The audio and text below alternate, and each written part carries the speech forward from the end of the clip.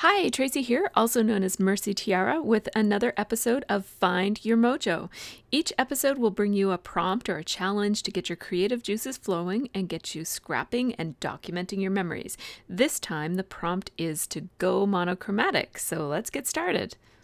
So I'm starting here with the Heart Day collection from Crate Paper, and I have these photos which I'm actually not going to scrap, but these ones as well. I wasn't sure which one I would use. I have run this photo through my Hipstamatic app, and I've used the Helga Viking lens and the Pearl film.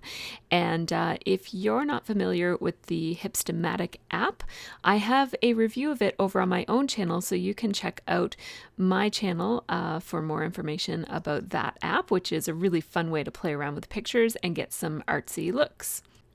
Now I'm starting by having a look at what products I have here. I have the entire Heart Day collection from Crate Paper. I have some dimensional stickers and chipboard and washi tape, and then here are the papers right here. And before I get started with scrapbooking, this is something that I often do, is just lay out the papers and have a look at what I've got just to get my juices flowing and get a sense of what's going on. I'm starting with 2 pieces of plain white cardstock. This is American Crafts cardstock. It has a textured side on one side and then a more flat side on the other, and I'm going to be using the flat side. I'm starting off by doing some mixed media here, and I wanted to show you guys the packaging technique. So I'm going to show it with gesso and without. So this is my golden gesso that I really love to use, but any gesso would work. You don't have to use brand name. You can just pick up some gesso at Walmart, or the dollar store even sometimes has gesso. And gesso, what it does is it coats your paper and primes your paper and makes your paper a little bit less porous, so that the media that you put onto your background cardstock, rather than sinking into the paper, will sit on top, and it will move around a little bit better on top of the paper. So gesso is a primer. I do sometimes use gesso as a white paint as well, but here I'm using it as a primer. I just clean up my gesso with a baby wipe, and I just have my Tri Plus art palette out here just to keep gesso from getting all over my workspace. So I'm just using a baby wipe to clean that up. And by the time I have cleaned everything up, the gesso is pretty much dry on my background paper. So this is the one with the gesso on it, and then the other one over to the side there doesn't have any gesso at all. I am hitting it with a heat gun. I really don't have to. It was already dry. It just felt a teensy weensy bit damp, so this is probably a little bit of overkill here, but I am using my heat gun just to dry it even more. I'm grabbing my Tri Plus art palette again, and if you don't have a giant palette like this, any nonstick surface will work for this technique, and it doesn't even have to be a very large surface like I have. You could use one of those nonstick mats or even just a piece of wax paper.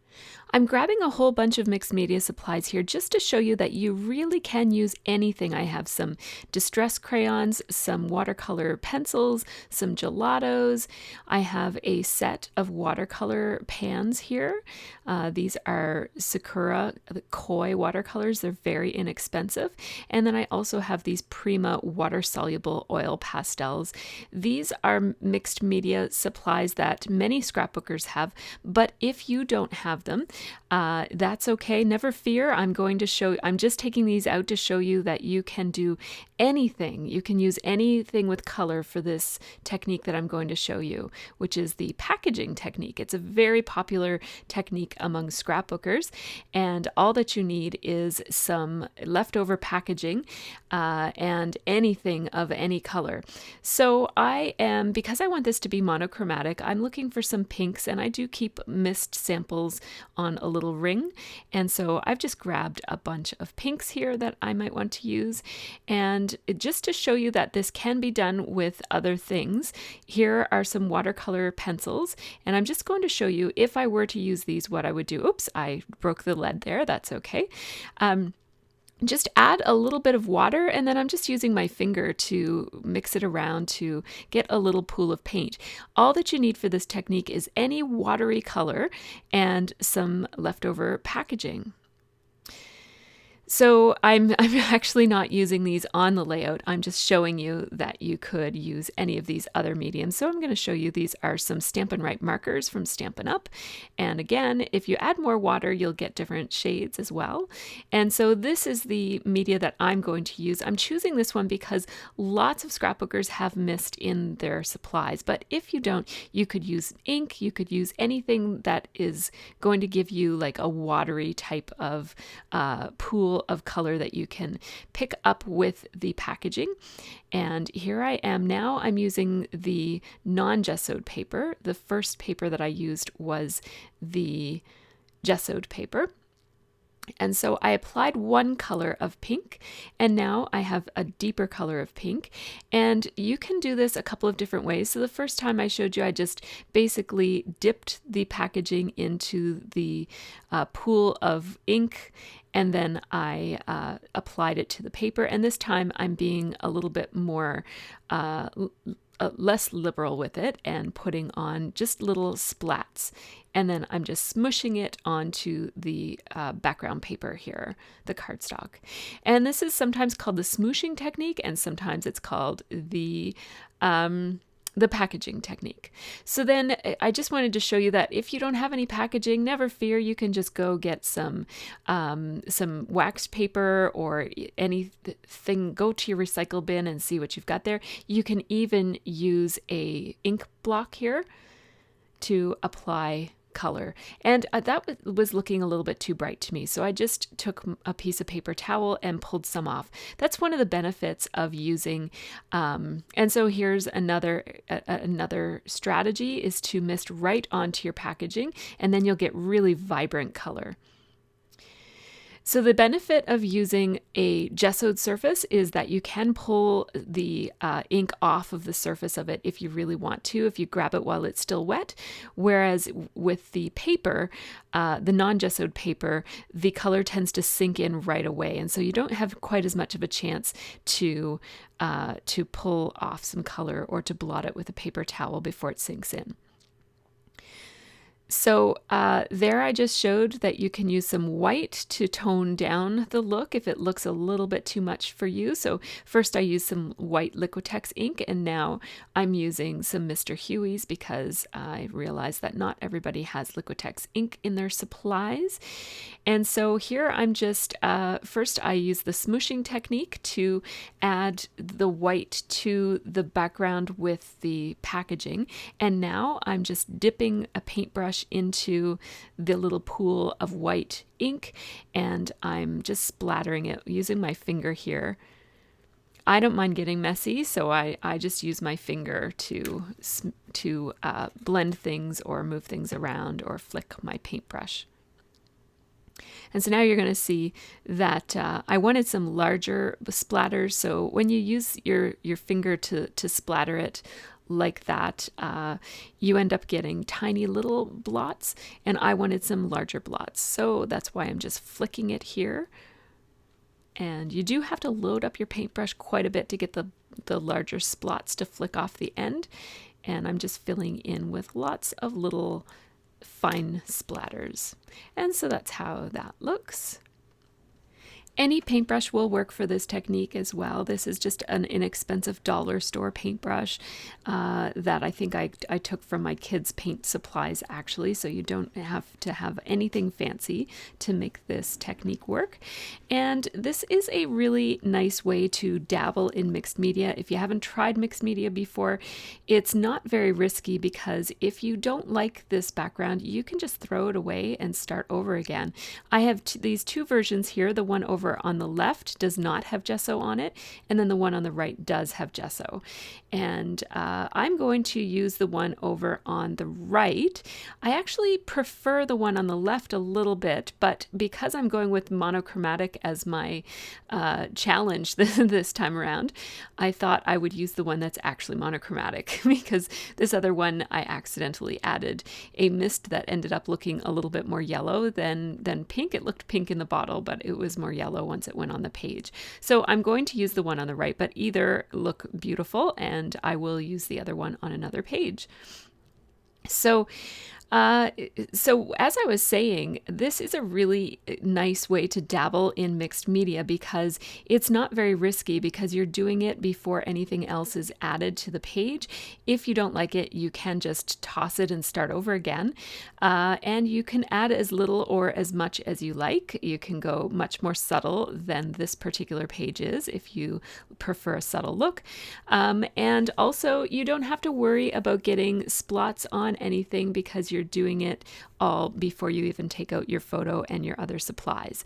So I'm getting started here by deciding how my photos are going to layer. Now I am creating this layout as a fun layout about my daughter. So I'm using 2 of the same photo. If you are a scrapbooker who likes to get as many photos as possible onto a page, then you might want to choose 2 different photos instead of scrapbooking the same one. I'm just hand cutting a heart here, and I'm going to use my Pitt pen. This is a Faber-Castell Pitt pen, and it's the brush one, which gives me the most bold outline of all of the Pitt pens that I have, and I really love how that looks. And although my challenge is to use a monochromatic color scheme, this pattern paper does have a tiny bit of green in it, but that's okay.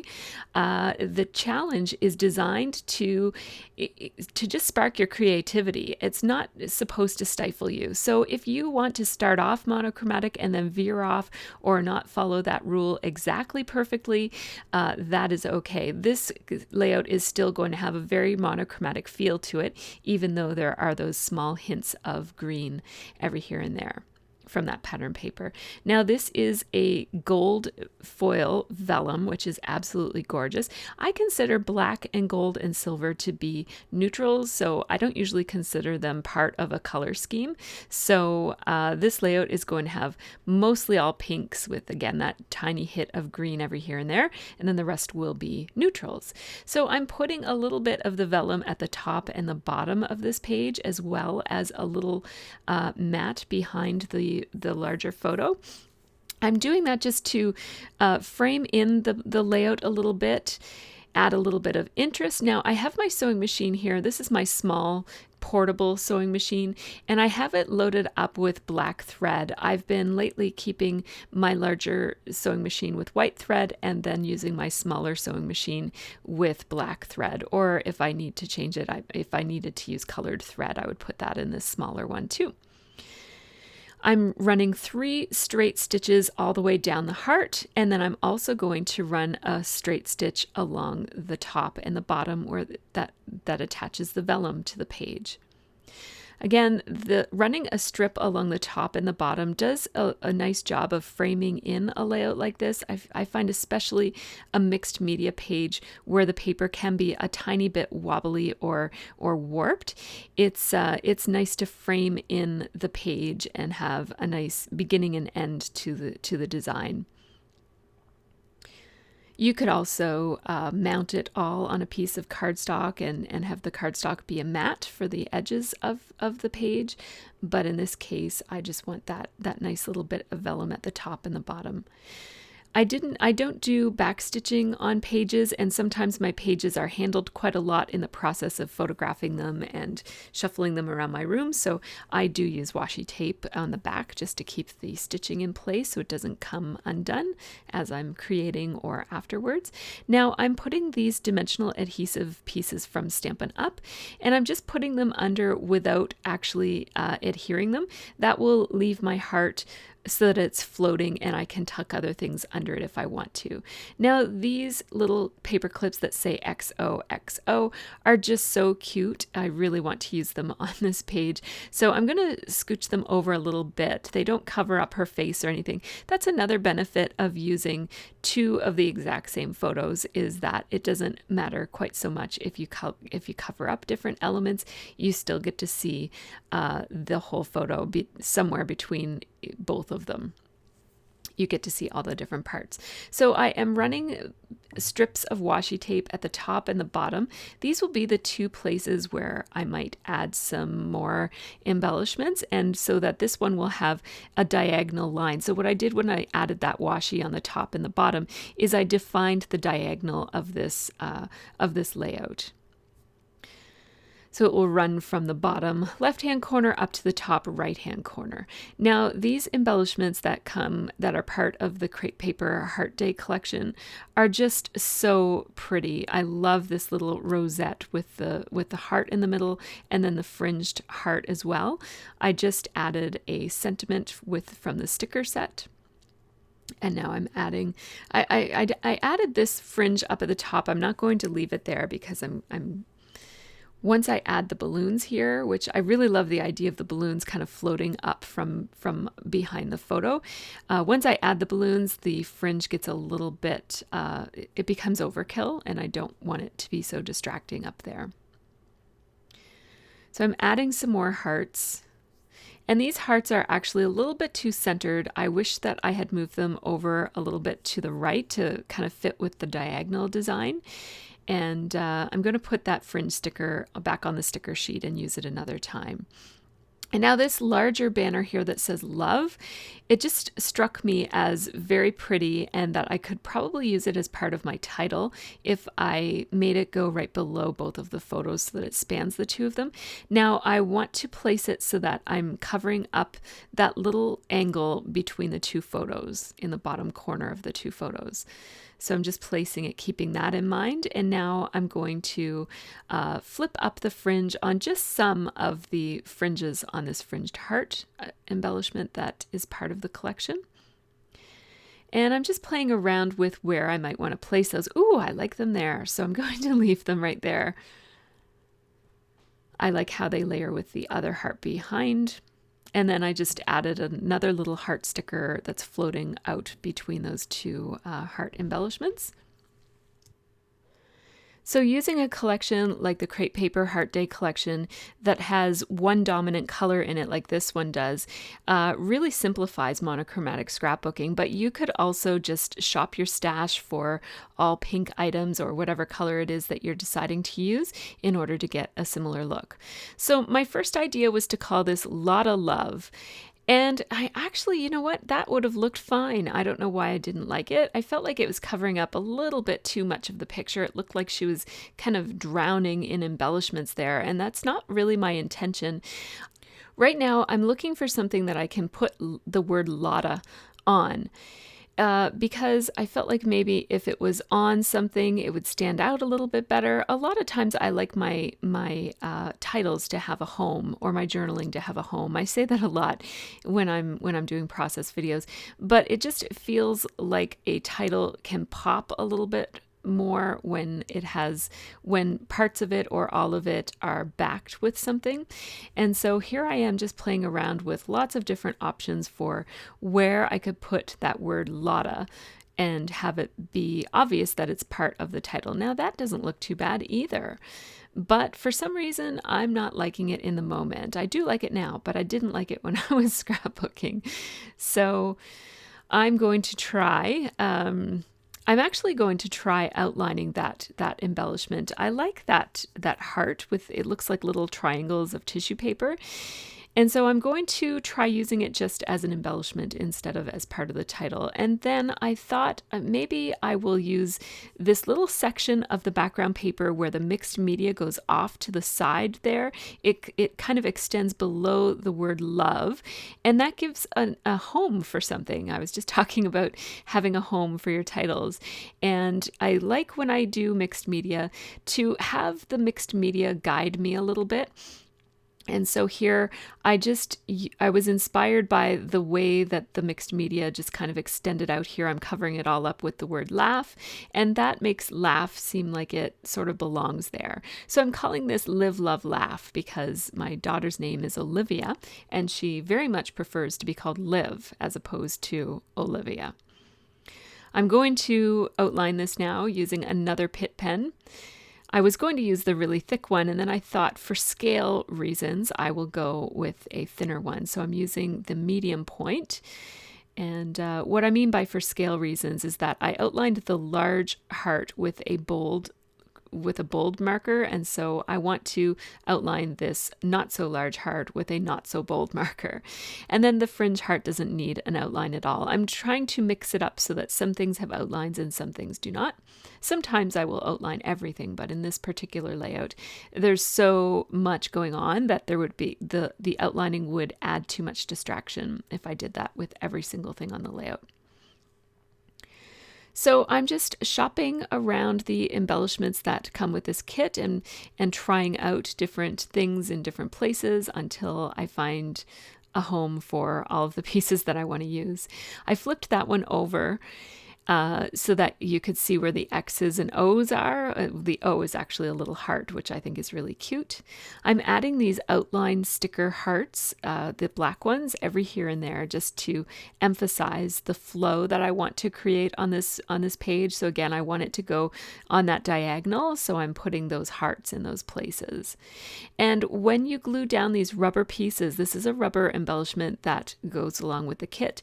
A lot of times those rubber pieces, when you flip them over, they have a bit of a concave edge to them, and so you just have to make sure that the glue, when you're putting liquid glue on them, that you're putting it along the edge as well. So because if you just put it inside of the little concave part, it might not actually touch the paper, and then the rubber piece won't be adhered down. These adorable little heart faces are so cute and so right up Liv's alley that I had to put them on the page because she would love those if she could see them. And she will see them once I'm finished the page. So I just spread them around again in the two places that emphasize the flow that I want to have going on with this page. And then I also put one over by the bottom of the E in the word love. My journaling is going down here, and it just says, Liv hates to be called Olivia, January 2017. So very, very basic journaling. I cut off the place where the sticker hung off the edge at the very top. I'm adding one of those puffy stickers to the top of that embellishment just to add a little tiny bit more interest. And now I'm having a look at my embellishments. And remember how I said that the hearts were too centered with the larger heart, and I wanted them to be off to the right-hand side to emphasize again that diagonal line of this project. So adding a couple of heart stickers over here will help that happen. Will help make that happen. And did a little quick switcheroo there to have the black one over to the side there. And I am going to outline this sticker just to emphasize its edges a little bit more. I'm having one last look at the embellishments that come in this kit. I thought about adding another heart down here again to emphasize that flow, but it's just not working. I don't like it so much there. So instead, I'm going to put a tiny little mustache puffy heart here. Oh, it's so cute. I love those little puffy hearts.